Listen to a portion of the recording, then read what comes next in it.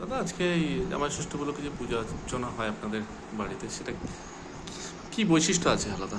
আচ্ছা, বিশেষত আমাদের বাড়ির যে বড় গোস্বামী বাড়ি রাধারমণজি, তার সঙ্গে রয়েছেন শ্রীমতী।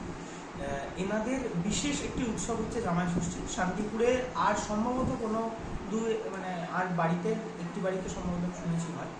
এই অনুষ্ঠানটার বিশেষত্ব হচ্ছে আমাদের বাড়ির যে রাধারমণজিউ, একসময় সেই রাধারমণজিউ অন্তর্হিত হয়ে যান, অর্থাৎ চুরি হয়ে যায়। তারপর তাকে বাড়ির জ্যেষ্ঠা বধূরা বিশেষ ব্রতের মাধ্যমে, কাত্যায়নী ব্রতের মাধ্যমে খুঁজে পান এবং তাকে ফিরিয়ে আনেন। আনার পর বাড়ির পূর্বপুরুষেরা ভাগবত পুরাণ ঘেঁটে দেখেন আমাদের বাড়ি যে বিশেষ কোনো কারণে হয়তো রাধারমণ অন্তর্হিত হয়েছে। সবাই অনুমান করেন যে সঙ্গে শ্রী রাধিকা নেই, তাই একা আছেন বলে হয়তো কষ্ট পাচ্ছেন। আমরা সবাই যুগলে সংসার করছি, উনি নেই। তাই তখন শ্রী রাধিকাকে আনার একটি পরিকল্পনা নেওয়া হয়। অষ্টধাতু শ্রী রাধিকা মূর্তি তৈরি হয় এবং আমাদেরই বড় গোস্বামী বাড়ির একটি অংশ। তারা সেটা কত বছর আগে? সেটা প্রায় 350 বছর আগে।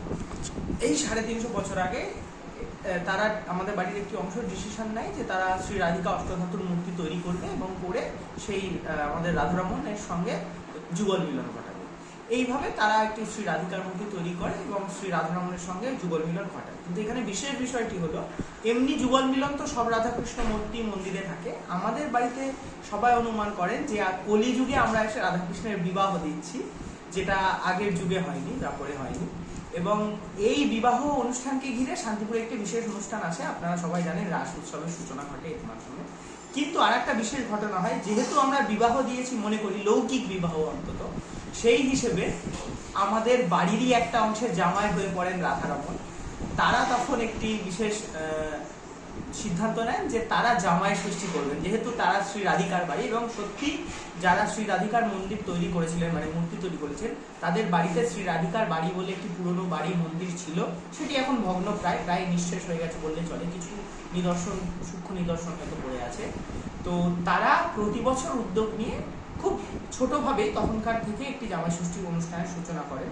দিনে দিনে কলেবর বৃদ্ধি পেয়েছে, আমাদের পরিস্থিতি পরিবেশ বদলেছে, যার ফলে এখন সেই জামাই ষষ্ঠী উৎসব আমাদের বাড়ির একটা অন্যতম গুরুত্বপূর্ণ উৎসব এবং সবাই মিলেমিশে সেই অনুষ্ঠানে অংশগ্রহণ করে। ওই বাড়ির যারা এখনো পরবর্তী জেনারেশন রয়েছে, তারা একদম জামাইয়ের মতো পাখা তৈরি করে, থালা সাজিয়ে, প্রসাদ নিয়ে গিয়ে হাওয়া দেওয়া রাধারমণকে, সেই দিনের জন্য রাধারমণ তাদের জামাই।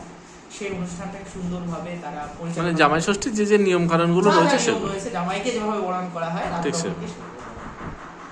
আর এছাড়াও আমরা জানি অবশ্যই আমাদের নিজের পাশের শহর নবদ্বীপ, সেখানকার যেহেতু বিষ্ণুপ্রিয়া এবং তার দুই স্ত্রী নবদ্বীপেরই মেয়ে, নবদ্বীপেরই, তাই আবার জামাইও হচ্ছেন শ্রী চৈতন্যদেব।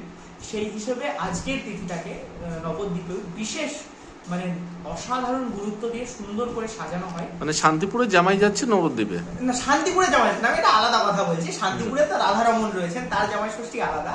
নবদ্বীপে রয়েছে আসলে আমার বাংলার গৌড়ীয় বৈষ্ণবদের যে উৎসব, তার মধ্যে বাংলার নিজস্ব যে উৎসবের আসল ফ্লেভার এখনকার ভাষায় বলা যায়, সেইগুলো কিন্তু বৈষ্ণব উৎসবের মধ্যে ঢুকে রয়েছে।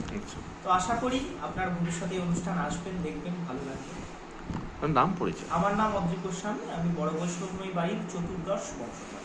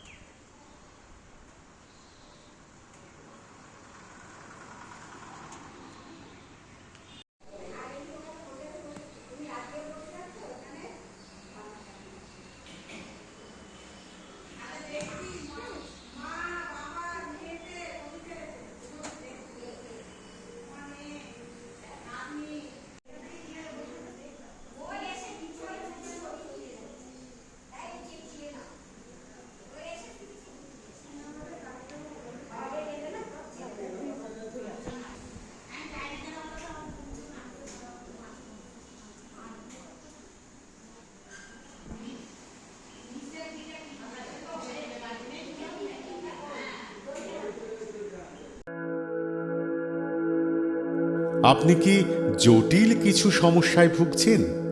সমাধান পেতে চান? যোগাযোগ করুন প্রখ্যাত জ্যোতিষ ও তান্ত্রিক মনসারাম ভট্টাচার্যের কন্যা মনসা কন্যার সাথে। প্রখ্যাত জ্যোতিষ ও তান্ত্রিক মনসা কন্যা হাওড়া জানবাড়ি ও হাতিবাগানের নিজস্ব মন্দিরেও বসেন। যোগাযোগ 9830106967 আর 9239655323।